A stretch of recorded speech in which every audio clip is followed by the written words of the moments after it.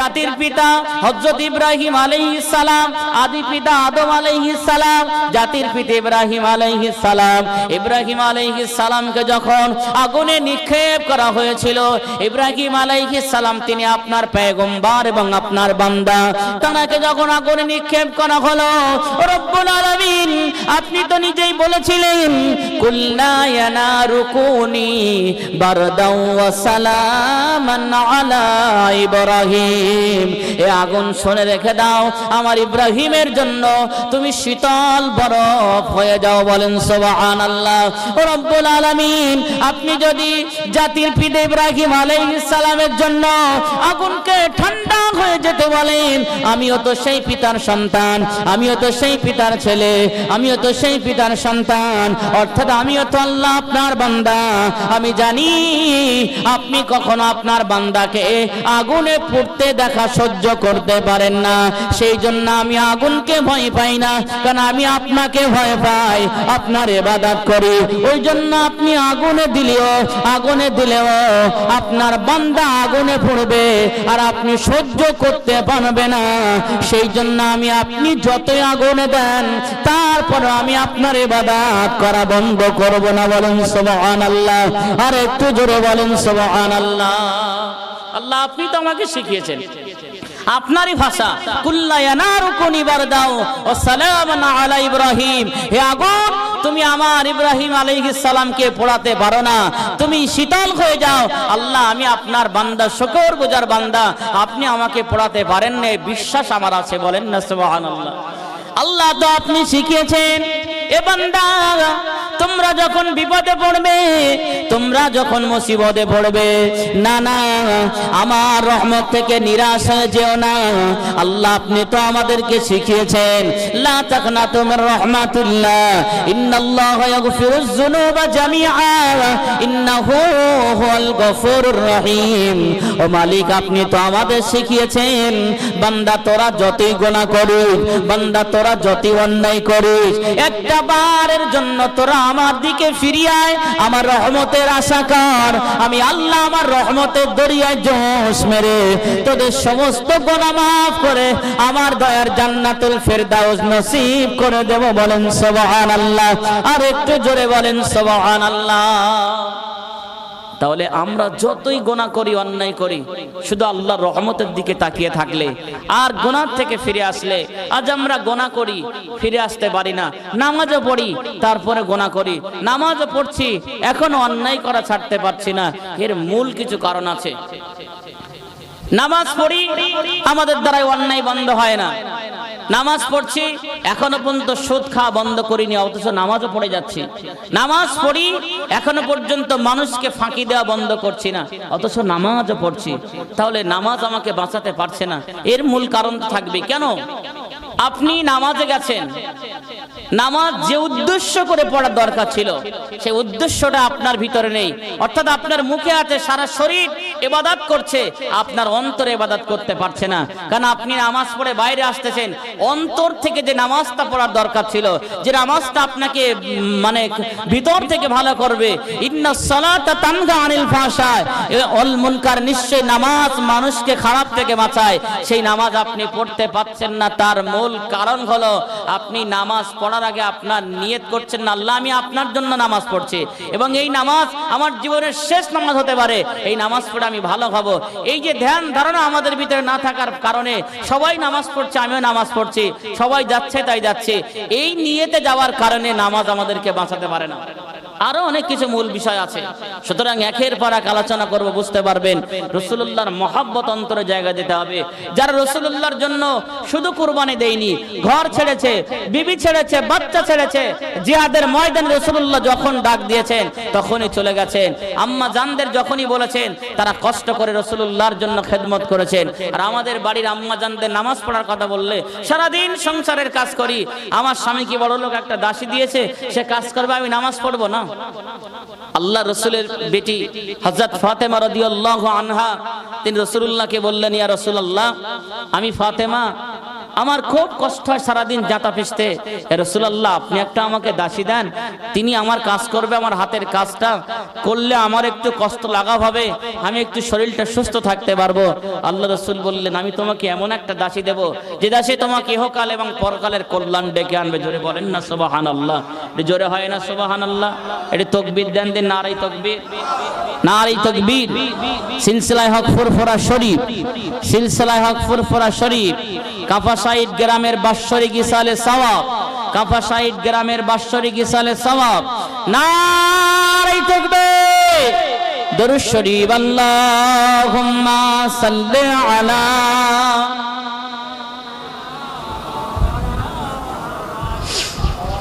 ওয়া আলা আলি সাইয়্যিদিনা। আমি লিখিব চিঠি দেব তোমায়, পাখি পৌঁছে দিও রোজায়। আমি লিখিব চিঠি দেব তোমায়, পাখি পৌঁছে দিও রোজায়।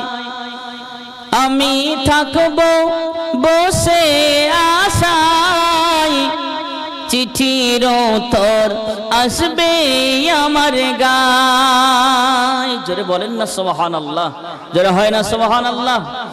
আমি লিখিব চিঠি দেব তোমায়, পাখি পৌঁছে দিও রোজায়।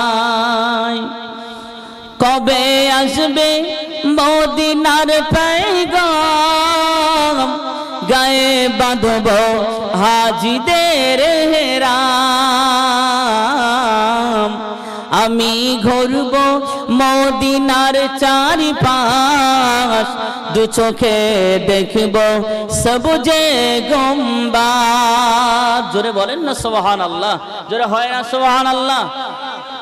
এখন হজের মৌসুম শুরু হয়েছে, হাজী সাহেবরা হজ মোবারকে যারা শুরু করেছে তারা ইহরাম বেঁধেছে, তারা কাবার চারিদিকে ঘুরছে, রাসূলুল্লাহ রওজার কাছে গিয়েছে এবং হারা গম্বাদ রাসূলুল্লাহর সবুজ গম্বাজ তারা দেখছে। জোরে বলেন না সুবহানাল্লাহ? আমাদের কি ইচ্ছা হয় না গম্বুজ দেখার? আল্লাহ যেন আমাদেরকে কবুল করেন, বলেন না সুবহানাল্লাহ, বলেন না সুবহানাল্লাহ। আমি লিখিব চিঠি দেব তোমায়, পাখি পৌঁছে দিও রোজায়। আমি থাকব বসে আশায়, চিঠির উত্তর আসবে আমার গায়।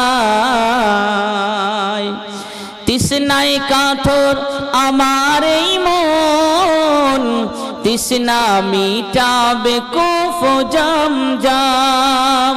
সে পানি মাখব আমি সারা গায়, পাখি পৌঁছে দিও রোজায়।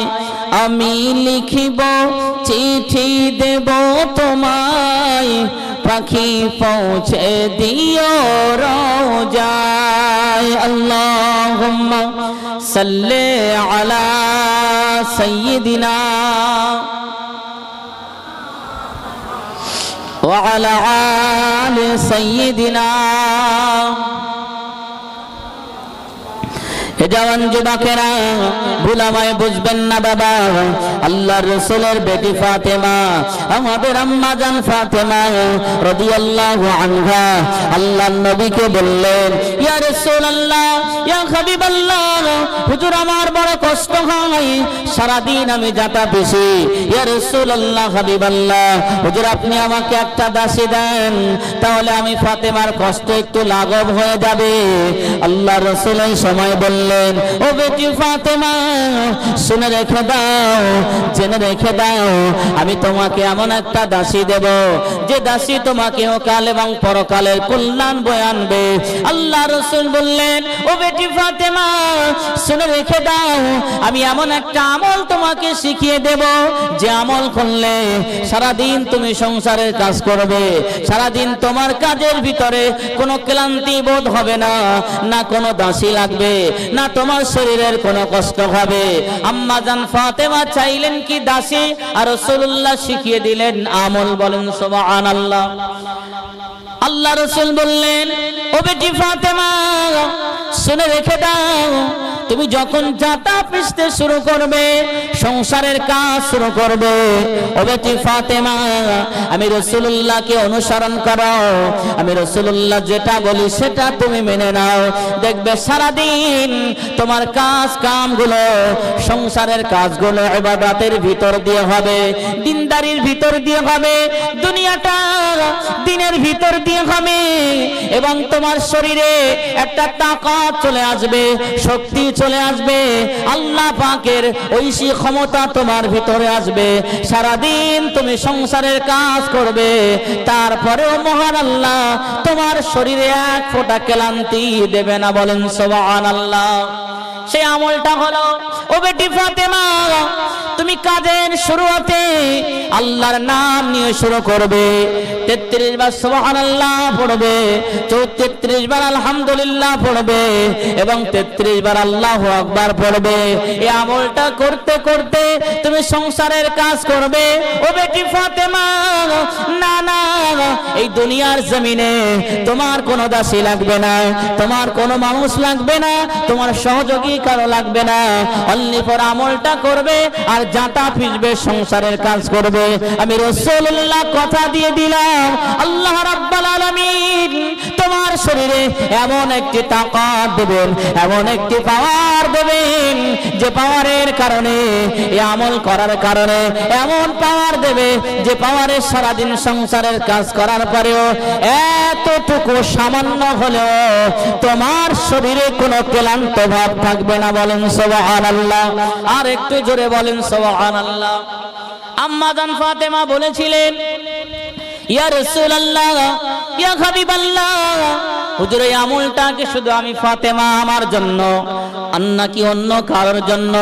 আম্মা জান ফাতেমা যখন রাসূলুল্লাহকে জিজ্ঞাসা করেছিলেন, আল্লাহর নবী আমার আপনার নবী বলেছিলেন, ও বেটি ফাতেমা এই আমলটা শুধু তোমার জন্য নয়, এটা তোমার জন্য খাস নয়, আমার যত উম্মতি মুহাম্মাদি আছে, আমার যত উম্মতরা আছে, উম্মাতিরা আছে, তারা যদি তাদের কাজের পূর্বে আমি রাসূলুল্লাহর শেখানো আমলটা যদি করতে পারে, আমি রাসূলুল্লাহ তাদের জন্য বার্তা দিয়ে দিলাম, তাদের শরীরে আল্লাহ এমন তাকাত দেবেন, এমন ক্ষমতা দেবেন, সারাদিন কাজ করার পরেও মহান আল্লাহর কৃপায় তাদের কোন রকম ক্লান্তি বোধ হবে না। বলেন সুবহানাল্লাহ।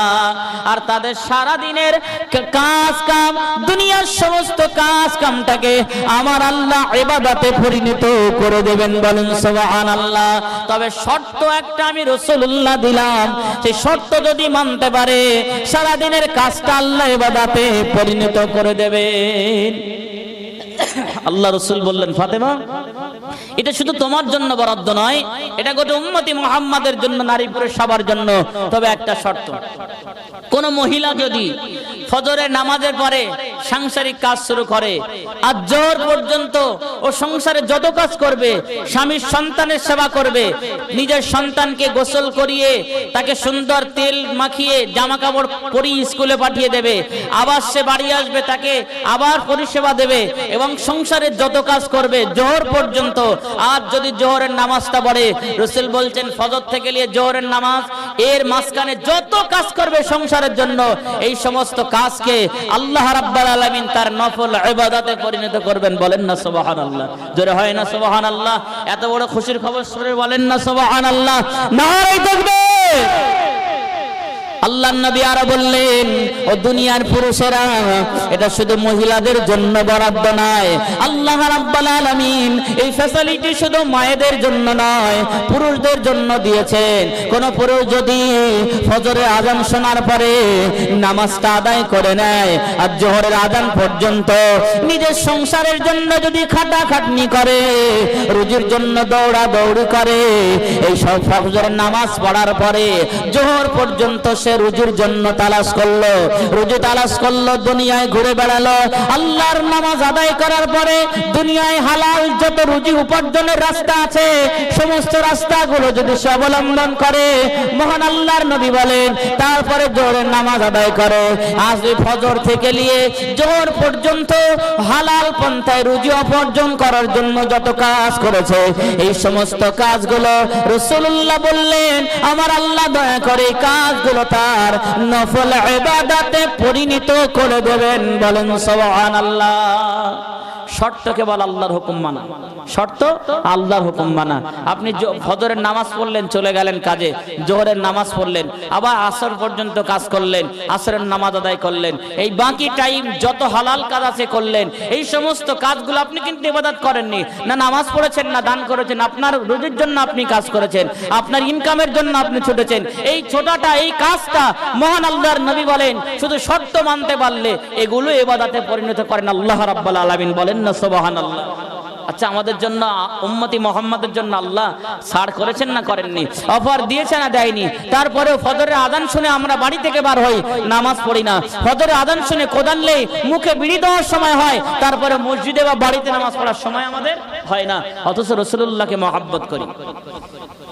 আমরা মোড়ের মাথায় ব্যানার লাগিয়েছি আইলা মুহাম্মদ সাল্লাল্লাহু আলাইহি ওয়াসাল্লাম, আমরা নবীর জন্য জীবন দেব, রাসূলুল্লাহকে ভালোবাসি, রাসূলের জন্য জীবন দেব।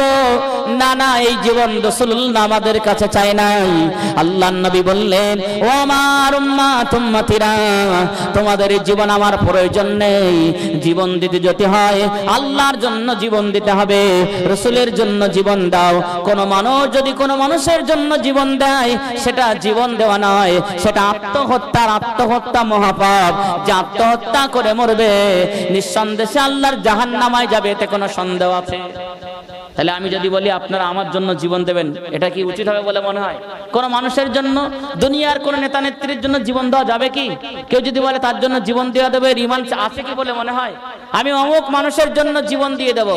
আরে জীবন তো আল্লাহর জন্য দেওয়ার কথা বলা হয়েছে, রাসূলুল্লাহর জন্য জীবন দেওয়ার কথা বলা হয়েছে, কোরআনের জন্য জীবন দেওয়ার কথা বলা হয়েছে। তুমি কিসের পীরজাদা, তুমি কিসের আলেম, কিসের মোল্লা মৌলভী, তুমি মানুষের জন্য জীবন দেবে? তোমার তো ঈমানই নেই। ঈমান থাকলে কখনো মানুষ এ কথা বলতে পারে না যে আমি আল্লাহ এবং রাসূল বাদ দিয়ে মানুষের জন্য জীবন দেব। মানুষের জন্য জীবন দেওয়া মানে আত্মহত্যা করা, আর আত্মহত্যা মহাপাপ, তার জন্য জাহান্নামায় লাগবে, এতে কোনো সন্দেহ নেই। কোন ব্যক্তি যদি বলে আমি অমুক মানুষের জন্য জীবন দেব, নিঃসন্দেহে ভাববেন ওই ব্যক্তির সেই সময় ঈমান ছিল না বলে এই কথাটা বলেছে। ঈমান থাকলে মানুষের জন্য কেউ জীবন দিতে পারে না। রাসূলের জন্য জীবন দেব, আল্লাহর জন্য দেব, কোরআনের জন্য দেব। মানুষের জন্য জীবন দেওয়া মানেই আপনি আত্মহত্যা করতে যাচ্ছেন, আর আত্মহত্যা করা মানে আপনার ঠিকানা কোথায়? আপনি জিয়ন না কেন, আপনি আলেম হন আর পীরজাদা হন। জওয়ান যুবকেরা ও তারদার মানুষেরা ভুল আমায় বুঝবেন না, রাসূলুল্লাহকে মহব্বত করুন, রাসূলুল্লাহকে ভালোবাসুন, জীবন আমাদের পাল্টে যাবে। দুনিয়ার সমস্ত আলোচনা করুন কিন্তু রাসূলুল্লাহকে বাদ দিয়ে নয়, রাসূলুল্লাহকে ভুলে গিয়ে নয়। রাসূলুল্লাহর মহব্বত অন্তরে জায়গা দেন, রাসূলুল্লাহর ভালোবাসা অন্তরে জায়গা দেন। দেখবেন আল্লাহ রাব্বুল আলামিন আপনাকে এমন করে সম্মান করবে, আল্লাহ আপনার এমন সম্মান দেবে, দুনিয়ার মানুষ থেকে আপনাকে আলাদা একটা সম্মান দেবে।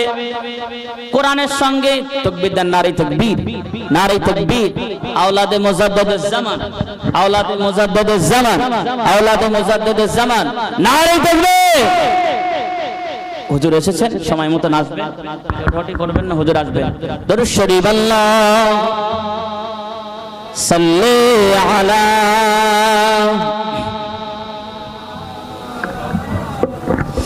وعلى آل سيدنا تو شاہ خوبا تو جانے جانا، تو شاہ خوبا تو جانے جانا، اے چہرہ امر کتاب تیرا، اے چہرہ امر کتاب تیرا، اے چہرہ امر کتاب تیرا، জোরে বলেন না সুবহানাল্লাহ।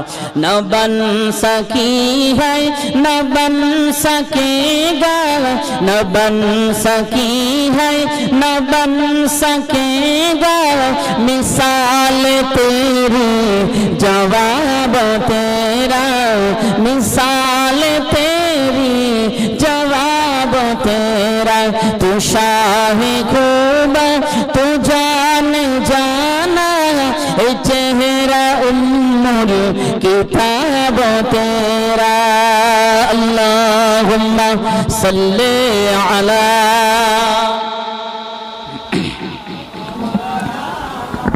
व अला आलि सय्यिदिना। আলহামদুলিল্লাহ। পিরজাদা জনাব হযরত আলহাজ মাওলানা খবাইব সিদ্দিকী ভাইজান হুজুর কেবলা তিনি এসেছেন। জানেন এদিক ওদিকে আছেন, প্রত্যেকে চলে আসুন। ভাইজান হুজুর ঠিক টানার সময় মতন মেম্বার আসবেন। যে কথা বলছিলাম, আল্লাহর রাসূলকে যারা মহব্বত করবে তাদের সম্মান কে বাড়িয়ে দেবে? আল্লাহ বাড়িয়ে দেবেন। জোরে বলেন না সুবহানাল্লাহ। কোরআন আপনি পড়তে পারেন না, রেল কার্ড কোরআন পড়তে পারে কি? কিন্তু রেল কার্ড শুধু কোরআনের সওয়াব পাওয়ার কারণে মহান আল্লাহ তাকে এমন ইজ্জত দিয়েছেন, একটা ছোট্ট বাচ্চার যদি পা লাগে সে না বুঝে পা দিয়ে তারপরে সে রেল কার্ডকে সালাম করে সম্মানের জন্য। বলেন না সুবহানাল্লাহ। কোরআনের সওয়াবে। আর যদি আমরা কোরআনের সওয়াব পাই, কিছু মানুষ বলে কোরআন মানবতার শত্রু। আসলে কি কোরআন মানবতার শত্রু? এ জওয়ান যুবকেরা, কোরআন যে মানবতার বন্ধু সেটা আবারও কোরআন নিজেই বলছেন। আল্লাহর কোরআন বলেন, ওয়ালা তাসুবুল্লাযিনা ইয়াদউনা মিন দুনিল্লাহ। এ আল্লাহর বান্দা বান্দিরা, আল্লাহর কোরআন নিজেই বলেন, ও আমার বান্দারা, ও আমার বান্দিরা, তোমাদের বাড়ির পাশে হিন্দু ভাইদের বাড়ি আছে, তোমাদের বাড়ির পাশে হিন্দু দাদাদের বাড়ি আছে, তাদের বাড়ি মন্দিরও আছে, তারা ঠাকুর পূজা করে, তারা দেবদেবীর পূজা করে। আল্লাহ রাব্বুল আলামিন এখানে কি বললেন? যারা বলে কোরআন ও মানবতার শত্রু, যারা বলে কোরআন মানুষকে মানবতা শেখায় না, যারা বলে কোরআন মানবতার শত্রু, কোরআন মানুষকে মারতে বলে, কোরআন মানুষকে কাটতে বলে, আমি তাদের উদ্দেশ্যে বলছি, মহান আল্লাহ নিজেই বললেন, ওয়ালা তাসুবুল্লাযিনা ইয়াদউনা মিন দুনিল্লাহ।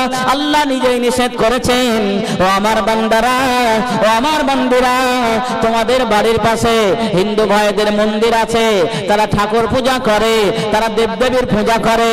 আল্লাহ নিষেধ করেছে, না না, তোমরা তাদের দেবদেবীকে গালি দেবে না, তোমরা তাদের ঠাকুরকে ক্রিটিসাইজ করবে না, কিনকার করবে না।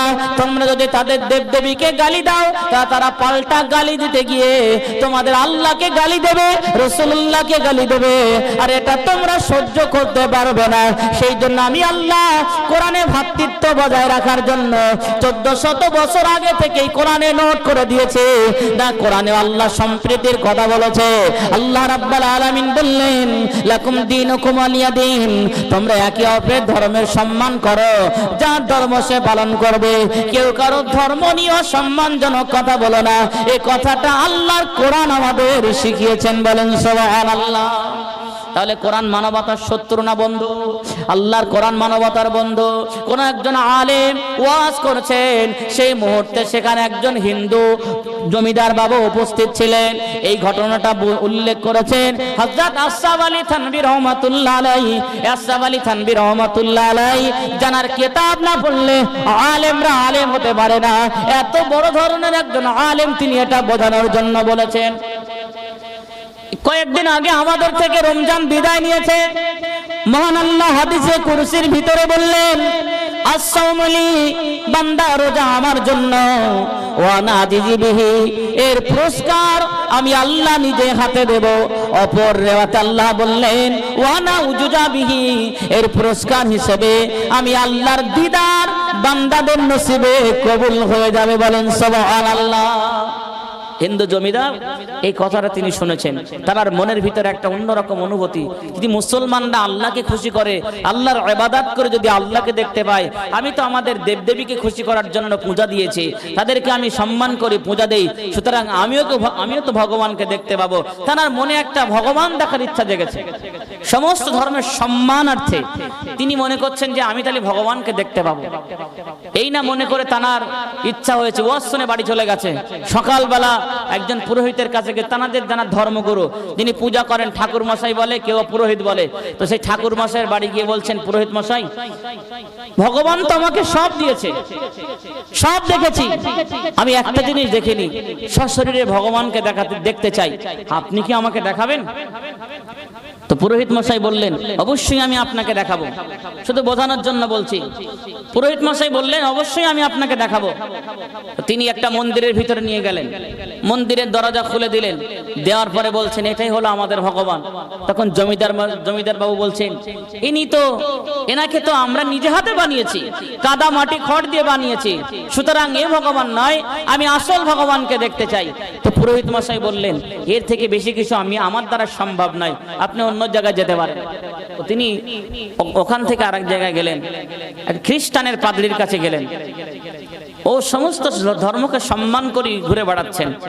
খ্রিস্টানের পাদ্রীর কাছে গিয়ে বলছেন, আমি পুরোহিতের কাছে গিয়েছিলাম ভগবান দেখার জন্য, তিনি আমাকে দেখাবে বলে মন্দিরে নিয়ে গেলেন এবং মাটির প্রতিমা দেখিয়েছেন, তিনি আসল দেখাতে পারেননি। আপনি কি আপনার ঈশ্বর গডকে দেখাতে পারবেন, তথা যীশু খ্রিস্টকে দেখাতে পারবেন সশরীরে? তিনি বলছেন, অবশ্যই দেখাবো, চলেন। তিনি একটা ঘরের ভিতরে নিয়ে গেলেন, একটা পর্দা দেওয়া আছে, তিনি বললেন, আপনি পর্দাটা সরিয়ে দেখেন, আমাদের ঈশ্বর, আমাদের গড দাঁড়িয়ে আছে। তিনি পর্দা সরিয়ে দেখেন, একটা পাথরের মূর্তি আছে। তিনি বললেন, এ তো ছোট পাথরের মূর্তি, ছোটবেলা থেকে আমরা দেখে এসেছি, এটা ছোট মূর্তি, এটা আপনি বড় বানিয়েছেন, আর ছোট পুতুলগুলো আমরা দেখি মাটির, সুতরাং এটা নয়, আমি আসল ভগবানকে দেখতে চাই, আসল ঈশ্বরকে দেখতে চাই, সেটা দেখান। তিনি বলছেন, এর থেকে বেশি দেখাতে পারবো না। ওখান থেকে শেষ আরেকজন আট জায়গায় গেলেন, একজন সাধুর কাছে গেলেন। সাধুকে বলছেন, খুব ঠান্ডা মাথায় বুঝবেন, কোথায় নিয়ে যাচ্ছে দেখেন। সাধুকে গিয়ে বললেন, আমার খুব ইচ্ছা ভগবান দেখবা, আপনি কি দেখাতে পারবেন? ইতিপূর্বে আমি দুজন ধর্মগুরুর কাছে গিয়েছিলাম, তারা আমার সঙ্গে প্রতারণা করেছে, দেখাবেন বলে দেখায়নি, অর্থাৎ মিথ্যার আশ্রয় নিয়েছে, আপনি কি আমাকে দেখাতে পারবেন? তিনি বললেন, অবশ্যই দেখাবো, কোনো সন্দেহ নেই, চলেন। তিনি একটা গুহার ভিতরে নিয়ে গেলেন। গুহার ভিতরে যাওয়ার পরে, গুহাটা অনেক বড়, গুহার শেষ প্রান্তের একটা ছোট্ট কুয়া আছে, আর সেই কুয়ার ভিতরে একটা প্রদীপ ঘোরাঘুরি করছে। সেই প্রদীপটা দেখিয়ে বললেন, ওটাই হলো আমাদের ভগবান, যিনি সশরীরে ঘোরাফেরা করছে। তখন জমিদার বাবু বলছেন, সাধু মশাই, আমি কি একটু সামনে যেতে পারি? বলছেন, না, আপনি প্রদীপের কাছে গেলে আপনি ঝলসে যাবেন। সাধু মশাই জোর করি কোনো কথা না শুনে, সাধুর কোনো কথা না শুনে জমিদার বাবু সেই প্রদীপের কাছে গেলেন। গিয়ে দেখলেন একটা কুয়ার ভিতরে একটা কচ্ছম ছেড়ে দেওয়া আছে, একটা কচ্ছমের পিঠের উপরে একটা ছোট্ট প্লেট দেওয়া, আর সেই প্লেট একটা প্রদীপ জ্বালিয়ে রেখেছেন। জমিদার বাবু বলছেন, আপনি তো এ তো স্রষ্টা নয়, এ তো স্রষ্টার সৃষ্টি, সুতরাং আপনি কচ্ছম ছেড়ে দিয়ে তার উপরে আপনি মানে প্রদীপ জ্বালিয়ে আপনি এটাকে দেখিয়ে আমাকে ভগবান বলছেন, আপনি আমাকে ধোঁকা দিলেন, আপনি আমার সঙ্গে প্রতারণা করলেন। তিনি ওখান থেকে শেষ বার হয়ে আর কোথায় না গিয়ে একটা মসজিদের শরণাপন্ন হলেন।